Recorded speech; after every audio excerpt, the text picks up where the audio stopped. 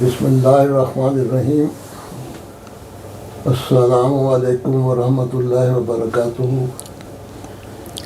آج خاکسار اپنے YouTube channel ندائے مومن سے ایک پروگرام ریکارڈ کر رہا ہے محترم سید کمال یوسف صاحب کا۔ وہ سویڈن کی احمدی خاتون ڈاکٹر کانتا کے متعلق ایک انٹرویو دے چکے ہیں کہ وہ کس طرح احمدی ہوئی تھی۔ اب اس کا دوسرا ایک حصہ ہے جو ان کی خدمات کے بارے میں ہے، وہ میں کمال صاحب سے درخواست کرتا ہوں کہ اس کو دوسرا حصہ بھی شروع کر دیں۔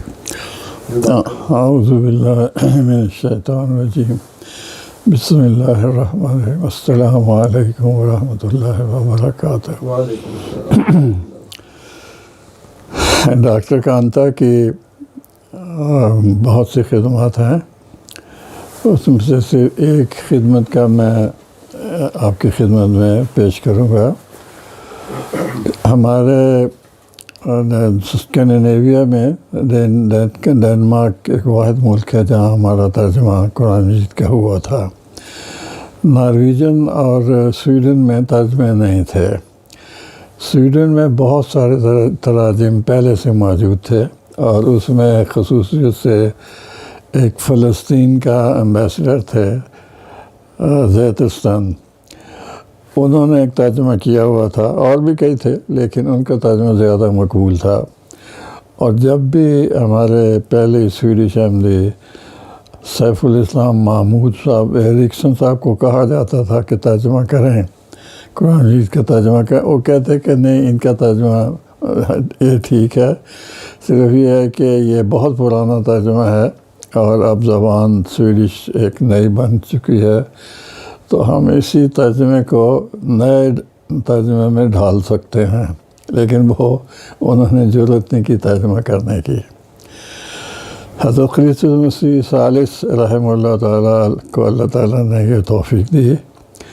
آپ نے اس زمانے میں جب کہ ڈاکٹر کانتا ابھی زیر تعلیم تھیں اور علمی لحاظ سے بھی وہ نوآموز تھیں، اور ان کا دینی تعلیم بھی اتنا پختہ نہیں تھا جیسے ایک پیدائشی احمدی کا ہوتا ہے، تو حضور نے ان سے فرمایا ڈاکٹر کانتا کو کہ آپ قرآن مجید کا سویڈش میں ترجمہ کریں۔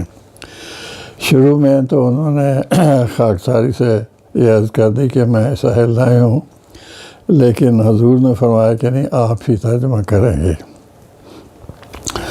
تو انہوں نے خدا تعالیٰ کے فضل سے سویڈش ترجمہ شروع کیا، اور انہوں نے سند کے طور پر جس ترجمے کو اپنے سامنے رکھا وہ ملک غلام فرید صاحب رضی اللہ تعالیٰ عنہ کا انگریزی ترجمہ تھا، اور یہ بھی جماعت کے سے شائع ہو چکا تھا، اور ملک صاحب خدا تعالیٰ کے فضل سے صحابی بھی تھے، اور ان کی انگریزی بھی بہت اعلیٰ تھی، ترجمہ بھی ان کو بہت اعلیٰ تھا۔ اس ترجمے کو سامنے رکھ کر ڈاکٹر کانتا صاحب نے ترجمہ شروع کیا، اور خدا تعالیٰ کے فضل سے آپ نے مکمل کر لیا۔ اور اس وقت پھر اس کو ترجمے کو شائع کرنے کے لیے جماعت میں بجٹ نہیں تھا، سرمایہ نہیں تھا، نہ سویڈن میں، نہ ڈینمارک میں، نہ ناروے میں، پورے اسکینڈینیویا میں ایک معمولی کتابوں کو بھی شائع کرنے کے لیے ہمارے پاس سرمایہ نہیں تھا، اور قرآن مجید جیسے عظیم شان کام کو شائع کرنے کے لیے چاہیے تھا۔ اس وقت ہمارے ذہن میں یہی تھا، جیسے کہ ڈینمارک کی جو میں عبدالسلام صاحب نے ترجمہ کیا ہوا تھا، اس کو جب شائع کرنے کا وقت آیا تو حضرت مسلم عود رضی اللہ تعالیٰ عنہ کی خدمت میں نے عرض کی کہ اس کے سرمایہ کا کیا ہوگا، تو حضور نے یہ فرمایا کہ آپ کئی جزوں میں یہ شائع کریں، سارا قرآن ایک دفعہ شائع نہ کریں، ایک جز جب شائع ہو جائے اس کو آپ بیچیں، اس کی آمد سے پھر دوسرا شائع کرنے سے چلتے جائیں۔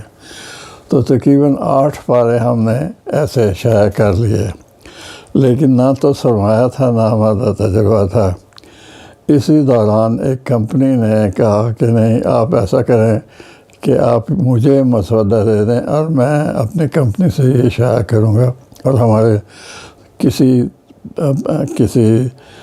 مالی تعاون کی ضرورت نہیں ہوگی۔ چنانچہ اس نے شائع کر دیا تو نہ دھیلا لگانا کیا کہنا چاہیے محاورے میں، وہ اس نے غالباً 6 ایڈیشن اس نے شائع کیے، اور اس میں ہمارا کوئی مالی تعاون اس کے ساتھ شامل نہیں تھا، اور اس نے بہت مطلب ڈینمارک سے چھوٹے سے ملک میں 6 ایڈیشن شائع کر دینے، اور ہر دفعہ اس کو 100% کیش میں اس میں پیسے لیتے تھے وہ۔ تو ہمارا بھی خیال تھا کہ ایسا کچھ ہو جائے۔ ایک کمپنی نے ہمیں ہائر کیا، وہ بھی ایسی تھی، وہ کہتی تھی کہ آپ کا مالی لحاظ سے کوئی تعاون نہیں ہوگا، میں خود اسے شائع کروں گا۔ اس نے مسودہ ہم سے لے لیا، بڑے خوش ہوئے کہ جی اب یہ شائع کر دے گا۔ اس نے مسودہ کو ریویو کرنے کے لیے ایک ٹرکش عالم کے پاس بھیج دیا۔ اس ٹرکش عالم کو جب یہ علم ہوا کہ یہ تو کسی قادیانی کا ترجمہ ہے، تو اس نے کہا جی اس کا تو سوال کوئی بھی اس کو ہاتھ بھی نہیں لگائے گا۔ تو کمپنی ڈر گئی، انہوں نے مسودہ واپس کر دیا کہ نہیں جی یہ تو مسئلہ بن جائے گا۔ تو اب وہ ترجمہ پڑا ہوا تھا۔ اسی دوران حضرت مسیح رابع رحمہ اللہ کا زمانہ شروع ہوا، اور اس وقت پھر 7 سالہ جوبلی جو تھی ہماری جماعت کی، اس میں ایک بڑی خاص چور جو تھی کہ کتنے تراجم جماعت احمدیہ نے آج تک قرآن مجید کے شائع کیے ہیں۔ اس میں پھر یہ دوبارہ ترجمہ حضور کی خدمت میں پیش کیا گیا، اور حضور نے پھر اس کو جماعت کے پاس اس وقت بجٹ نہیں تھا، اب تو خدا تعالیٰ بہت آگے چلی گئی ہے جماعت۔ اس وقت وہ ترجمے کا طریق یہ ہوتا تھا کہ کوئی شخص یا کوئی جماعت خود یہ اپنی طرف سے بطور ہدیہ کسی کو شائع کر دے۔ غالباً میں سمجھتا ہوں، مجھے اب یاد نہیں آ رہا، غالباً شارجہ کی جماعت نے کہا تھا کہ سویڈش ترجمہ ہم اس کے جو بھی مالی اخراجات ہیں ہم برداشت کریں گے۔ تو خدا تعالیٰ کے فضل سے 7 سالہ جوبلی کے موقع کی اس کی تقریب میں یہ ترجمہ شائع ہو گیا، اور حضرت خلیفہ مسیح رابع کی خوشنودی حاصل ہو گئی کہ جو میں چاہتا تھا جو ترجمے شائع ہوں وہ خدا تعالیٰ اسے شائع کر دیے۔ تو ترجمے کا ایک پہلو تو یہ تھا۔ دوسری جو بات ہے وہ یہ ہے کہ حضرت خلیفہ رابع نے حضرت مولانا شیخ علی صاحب کے انگریزی ترجمے کو ریویو کرنا شروع کیا، نظر ثانی کرنا شروع کی، اور جب وہ نظر ثانی مکمل ہو گئی تو حضور نے فرمایا کہ آئندہ سے جو انگریزی ترجمے سے کوئی شخص ترجمہ کرے گا کسی اور زبان میں، تو وہ مولوی شیخ علی صاحب کا ہی ترجمہ ہوگا، کسی اور کا نہیں ہوگا۔ دوسرے حضور نے فرمایا کہ اگر کسی نے اردو سے ترجمہ کرنا ہے تو اس وقت حضرت خلیفہ رابع کا اردو ترجمہ بھی آ چکا تھا۔ تو اردو ترجمے کے بارے میں ہدایت یہ تھی کہ یا تو حضرت خلیفہ ثانی کا تفسیر صغیر کے مطابق ترجمہ ہو، یا میرے ترجمے کے مطابق جو اردو کا ترجمہ ہے اس کو مدد رکھتے ہوئے کسی اور زبان میں آپ ترجمہ کریں گے۔ تو اب وہ مسئلہ بن گیا کہ سویڈش ترجمہ تو حضرت ملک غلام فرید صاحب کے ترجمے سے ہوا تھا، تو ڈاکٹر کانتا نے دوبارہ سے پھر انگریزی میں ترجمہ کرنا شروع کیا، اور خدا تعالیٰ کے فضل سے وہ مکمل کر لیا۔ تو ترجمے کے ساتھ پھر ایک دوسری چیز بھی پیش ہو گئی، کیونکہ اردو ترجمے میں حضرت خلیفہ رابع نے ہر صورت سے پہلے ایک صورت کا خلاصہ بیان کیا تھا اپنے الفاظ میں، اور اس کا ترجمہ بھی اب ترجمے میں شامل ہو گیا کہ یہ بھی جب بھی ترجمہ شائع ہوا کرے گا، حضور کے جو تفصیلی نوٹ ہیں ہر صورت کے بارے میں وہ بھی اس کے ساتھ شامل ہوں گے۔ اس کا ترجمہ کاشف ورک صاحب نے سویڈش میں کیا، اب تو وہ ہمارے باقاعدہ مبلغ ہیں، پہلے اسٹاکل میں رہے، اب مالمو میں ہیں۔ تو انہوں نے اس کو پھر ڈاکٹر رانا نے ان کے ترجمے کو ریویو کیا اور پھر اپنا ترجمہ بھی دوسری دفعہ انہوں نے مکمل کیا. تو اللہ تعالیٰ نے آپ کو توفیق دی اس ترجمے کو مکمل کرنے کی. پھر وہ خدا تعالیٰ کے فضل سے شائع ہو گیا. اب ترجمے کے سلسلے میں ہی خلیفۃ المسیح خامس کی ایک اور ہدایت تھی. وہ ہدایت یہ تھی کہ آئندہ جو بھی ترجمہ شائع ہوگا اس کا متن جو ہے وہ خط منظور کے مطابق ہوگا. خط منظور وہ بزرگ صحابی تھے جنہوں نے یسرن القرآن یا قاعدہ یسرن القرآن لکھا، اور حضرت مسیح موعود علیہ السلام کی اولاد کو جب انہوں نے پڑھانے کی فرض ادا کرنا کی کوشش کی تو اس وقت انہوں نے ایک خاص طریقے سے سارے قرآن مجید کو لکھا. ان کے ہاتھ کا لکھا ہوا ہے، اس کو خط منظور کہتے ہیں.